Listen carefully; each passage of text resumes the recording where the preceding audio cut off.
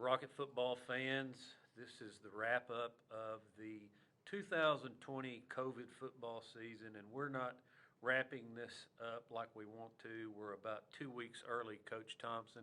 I know that this team had a date with destiny, and we really thought we had a team this year that could go to Kroger Field, but KCD gets in the way for the second straight season. Yeah, we definitely felt that way coming into this season with the group that we had returning and the work that they had put in. And we, even though we're not going to Kroger Field, we still had a group that was capable of doing that. We can't take that away from us. The opportunity was taken away, but what we were and what we accomplished and what we did is still, to be commended. The kids fought all year long. We just met KCD on a night where they were better than us. They were the tougher team, and that's sometimes that happens, But the guys, you have to be impressed with how they made this year work with all of the extracurricular things going on as far as COVID and everything that we had to do to even get to play. Period. So. I'm proud of the guys and the time and effort they put in, and I'm proud of the community for, giving us the opportunity. We were never affected directly by COVID, and we're never the reason for a game not to be played. So everybody did their part, and I'm proud of that.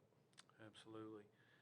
And there is still an inkling of a chance, if something were to happen with KCD this week, and in these times you never know, we would have to step in that role and play this week. I assume you're not practicing in case that happens, right?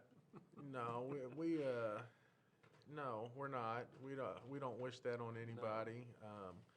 No. The opportunity to play again, I don't know. I don't know how I feel about that. I don't know. But KCD needs to go on and continue their road. Hopefully they're able to do that. They earned it last Friday night, the opportunity to be able to play this week and opportunity at state. So, I know there's rules put in there by the KHSAA that would allow for a team that lost to possibly go and win a state championship, but it just doesn't seem right to me. So, I don't know how I feel about it. Well, KCD will be at home this week hosting Williamsburg, which beat Nicholas County 26-6 last week. And in the other Class A games, Paintsville beat Hazard 39-7, and Newport Catholic 42 over Holy Cross 21, so 42-21. And that's the game. Had we won, we would have hosted a game this Friday night. Yeah, we watched that score unfold during the game. The stars aligned. We just couldn't do our part. Well, it was one of those strange things. You said it after the game. Just funny things happened, and things that hadn't happened all year, it seems like. And it was a game that was much, much different between the lines than it will appear on the scoreboard for posterity's sake. It was a 2-touchdown football game, even at the end, beginning of the fourth quarter, and just obviously when you start to gamble at the end, when you get behind by 3 touchdowns, things happen. Yeah. But is there any regret that the score ended up like that for a team that does have a great deal of pride? I mean, no, I have no regrets. For me, the kids went out and fought. We know that. We know we were in position to be able to possibly go in and win that game going in the fourth quarter. I don't care what people, talking heads across the state that just look at scores and feel some type of way about us as a team. That doesn't bother me. I was there. I witnessed my kids fight and give everything they have and leave it all on the field. So the final score it wasn't indicative of what happened in the game, as you said, but, whatever. The kids went out and fought, and that's what I'm most proud of.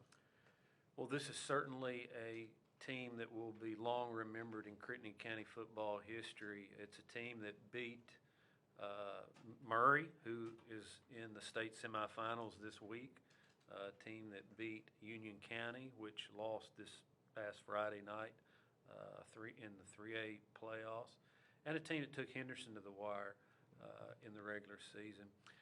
This senior class, and I'm looking over some of the statistics right here, just glancing down at the defense. And the first names I see: Noah McGowan, Preston Turley, Ben Dobbins, Braxton Winters, Tyler Boone, Cade McAllister, Lathan Easley, Ian Ellington. They won't be here next year. No, and again, they just like every other game, they left their mark. You know, it's just tough to sit here today and have to talk about Friday because there's so much stuff that happened in that game that's just unexplainable. You know, KCD had a great game plan. They wanted to keep the ball away from us. And it's the funny stat to me when you go back and you talk about looking back at stats is they only had 14 first downs in the whole game. That's crazy to think of the time of possession that they had and only had 14 first downs the whole game. You know, and I may have missed one or two. I'm known to do that, but still, I don't. Man, that's tough. I know, 14. I think we almost had as many first downs. You had 10. Yeah, that's crazy to me. But you know, they took up their play clock and they just played their game and played mistake-free football. You know, that was one of the keys that I told you, and we didn't do that. There's not a play on the film, you go back and look at the film where we didn't make a mistake or multiple mistakes across the board. And when you do that, you're not going to beat good football teams that don't beat themselves. And, you know, going back to these first downs, if memory serves me correctly, that drive in the first period took almost the entire first period, 9+ minutes. I believe they had 5 of those first downs that series. And so they had a short field the second half. On their 2 touchdowns. So, you know, you didn't pile them up, but we stopped them. You know, stopped them twice in the first half, stopped them, I think, twice in the second half.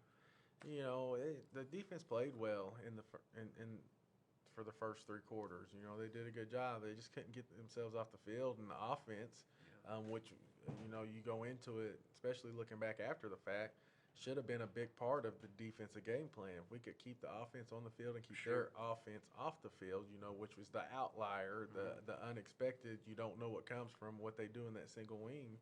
If we could have kept them off the field, then, you know, we have a better chance to win, but we just didn't do that. We couldn't do that. We couldn't move the ball. They were just tougher than us that night. You know, the big thing that I look back and I'm proud of the game plan that we had going in. We said we're going to take our best players and we're going to come right at you.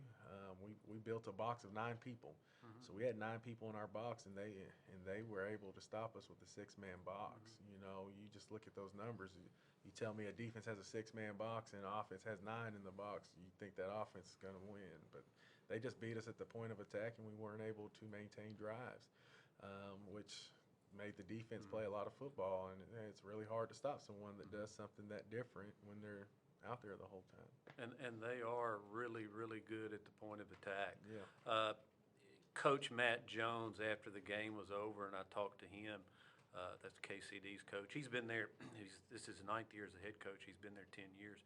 He said, preparing for Crittenden County's defense for what they were going to do offensively against you, toughest challenge that his coaching staff has faced in 10 years. And it should be that. You know, Coach Courtney's done a really good job of building our defense up and what we do.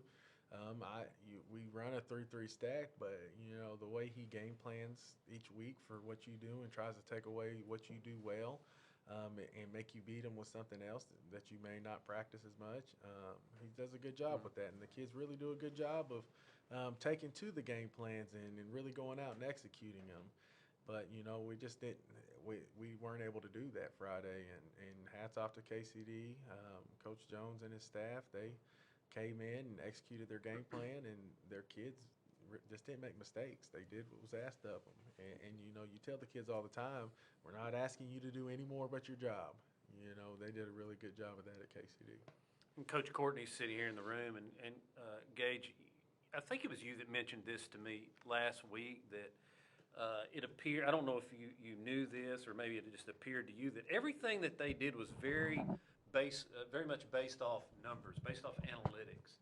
Was it you telling me that? Yeah. Was that something that you've just, you observed through what you've seen them do, or do you know that for a fact? No, I don't know that for a fact. Yeah. It just seems that way. And even we were having a discussion that they don't beat themselves. It's just Yes. everything they do. It just seems to be numbers based. I mean, with the onside kicks, the way their special teams are, their multiple field goal formations, when they go for it on fourth down, when they don't, even as far as when they bring an actual punter out and when they don't, the way their running backs hold the football. I mean, you could see the way they're counting down the clock. I mean, in the first quarter, they're draining the clock already up 7-0, or early second.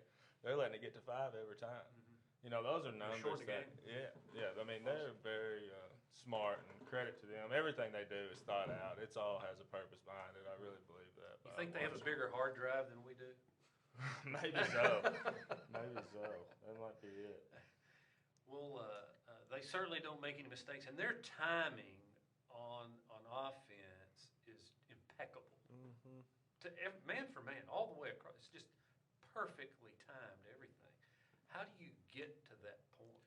You get 100% buy-in from your kids. You know, they believe in what they're doing. I'd say that a lot of those kids have a choice in whether or not they're going to go there and play for that, and they go pick out kids who have very specific ability and really just a mindset to come in and buy into what the team is going to do. You know, to have 100% buy-in and something like that, because me as a player, I can think about me as a player, I'm not going somewhere that's running a single wing and getting me to play offense. It's not happening. You're going to snap the ball to a couple guys the majority of a game, and that's where, as far as the ball goes, I'm going out here to block every play. It's not real sexy, is it? It's not at all. But those kids, you know, look at them over the last couple of years, the opportunities they've had just from being 100% bought into what they're doing.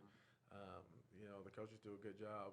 As I said to Gage all week, man, they got to practice this stuff, you know, over and over and over and over again to be as perfect as they are on it. Just as simple as the snap.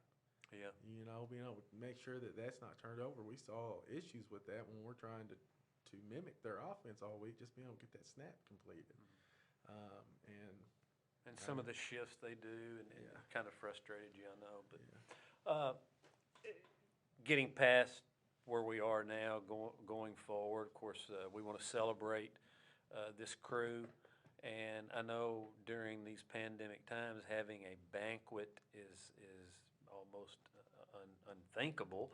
But I'm sure you're thinking about it. And are there any plans for something like that?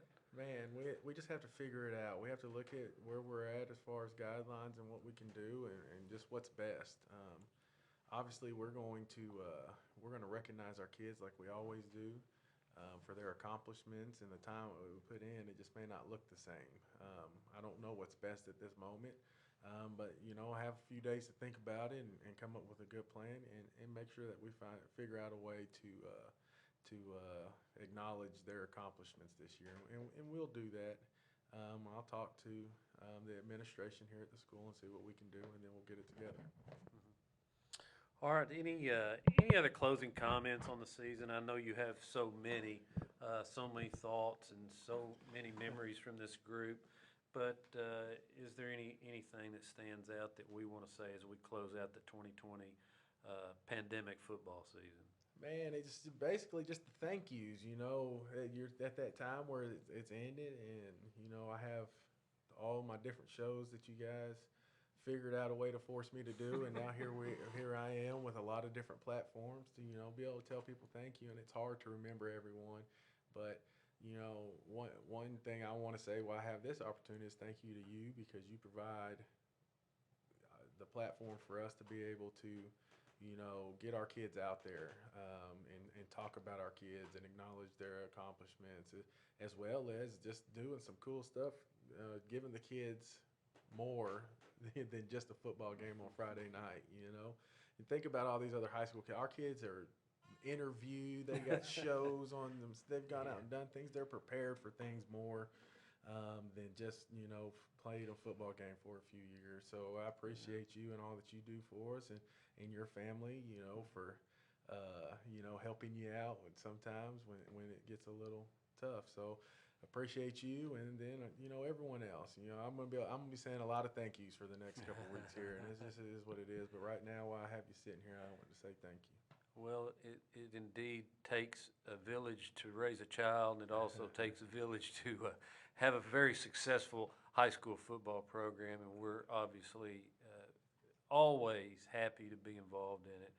And we love Friday nights at Rocket Stadium, and can't wait, Coach Thompson, can't wait to get back to what it really supposed to feel like next year, without a mask, with the stands full, with stomping kids from the student section, and just August 20th. Yeah, here we go.